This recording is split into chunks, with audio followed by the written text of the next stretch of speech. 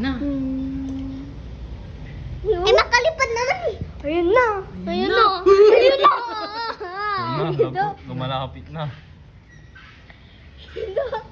Ayun na. Na-notice niya na. Yo, pataas lang, pataas. Lumipad na kasi siya. Ayun na.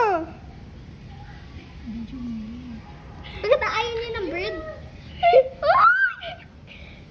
Bakit tayo umalis eh? Kasi pupunta nga doon. Dahan-dahan talaga yan pag gumagalaw. Ayun na. Emerging from distance. Bumaba. Bumaba kasi. Mali yung landing niya. Oo. Yan na. Yan na. Ano ka? Bumalik kasi nakita ng bird. Hala ka. Tita. No. Bumibelo pa siya, Bes.